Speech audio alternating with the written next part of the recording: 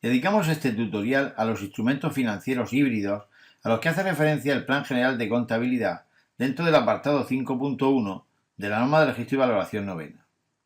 Al respecto, la citada normativa define un instrumento financiero híbrido como aquel que combina un contrato principal no derivado y un derivado financiero, denominado derivado implícito, que no puede ser transferido de manera independiente y cuyo efecto es que algunos de los flujos de efectivo del instrumento híbrido varían de forma similar a los flujos de efectivo del derivado considerado de forma independiente.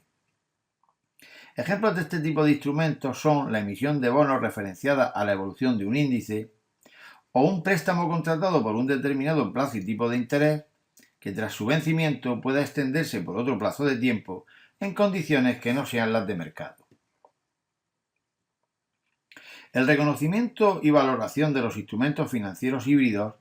admite una doble opción: considerar de forma separada el contrato principal y el derivado implícito, o bien considerarlos conjuntamente. En el primer caso, el derivado implícito se tratará contablemente como un instrumento financiero derivado y el contrato principal se contabilizará según su naturaleza.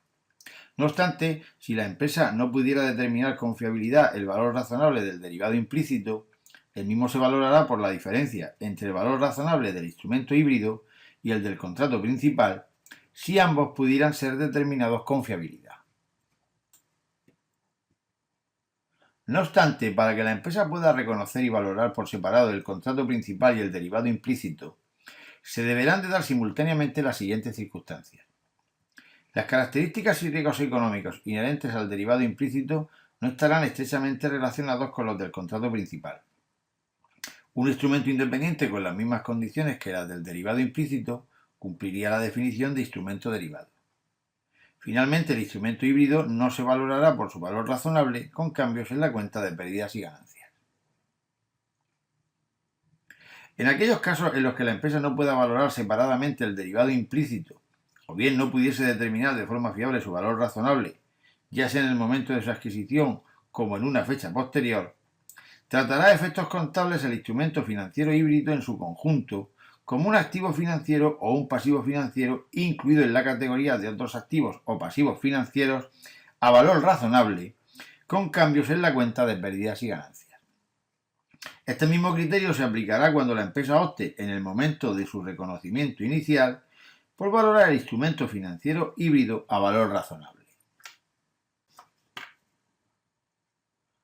El ejemplo 1 recoge la compra de un instrumento híbrido adquirido por la mercantil Frigosa con fecha 31 de diciembre de 2001X, constituido en este caso por la compra de 1.000 bonos de 100 euros de valor nominal por título, con vencimiento a 2 años, con una revalorización referenciada a un determinado índice bursátil, cuyas variaciones anuales se recogen a lo largo de la duración de la inversión por periodos anuales hasta su vencimiento.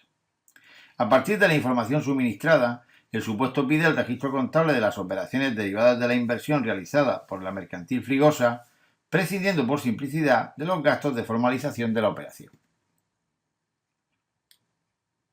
En esta diapositiva se recogen los criterios para el registro del instrumento híbrido, así como su valoración, de acuerdo con las variaciones del índice bursátil al que está referenciado. En este sentido, se observa que el contrato principal está soportado en una inversión en bonos cupón cero, es decir, sin retribución específica de intereses, si bien en este caso no se emiten por debajo del nominal como suele ser normal, sino que son colocados por dicho nominal, retribuyéndose de forma indirecta en referencia a un índice bursátil. Por su parte, el derivado implícito está soportado en un contrato de futuro sobre el índice bursátil de referencia. En consecuencia, se cumplen las condiciones para que la empresa pueda registrar y valorar el contrato principal y el derivado por separado, dado que las características y riesgos económicos del derivado no están íntimamente relacionadas con el contrato principal, además de que, evaluado de forma aislada, puede considerarse como tal derivado. A continuación se muestran las variaciones del índice bursátil al que se ha referenciado la rentabilidad de los bonos, resultando que al cierre del ejercicio 2001X+1 se obtiene una rentabilidad negativa del menos 4%, mientras que al vencimiento de la inversión el rendimiento es positivo del 10% respecto del ejercicio anterior, resultando una rentabilidad global positiva del 6%. Para el registro de las operaciones del instrumento híbrido, se deberán realizar los siguientes asientos contables. El primer asiento recoge la inversión realizada en bonos cupón cero, cuya contabilización se lleva a cabo a través de la cuenta 251 de valores representativos de deuda a largo plazo,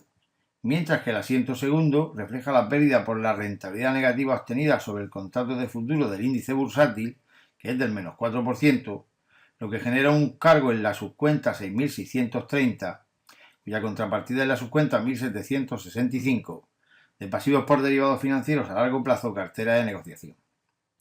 Finalmente, el asiento tercero refleja el traspaso a corto plazo de la inversión al cierre del ejercicio 2001X+1, para lo cual se carga la cuenta 541 de valores representativos de deuda a corto plazo. El primer asiento de esta diapositiva registra el traspaso del derivado implícito a corto plazo, para lo cual se abona la subcuenta 5.595 de pasivos por derivados financieros a corto plazo, cartera de negociación,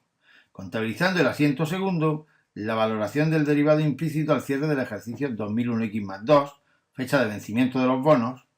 resultando un beneficio de 10.000 euros que queda registrado en la subcuenta 7.630, equivalente a la recuperación de la rentabilidad negativa del ejercicio anterior y consiguiente cancelación del pasivo financiero registrado en la subcuenta 5.595, aflorando un activo financiero de 6.000 euros reflejado en la subcuenta 5.590 de activos por derivados financieros a corto plazo, cartera de negociación.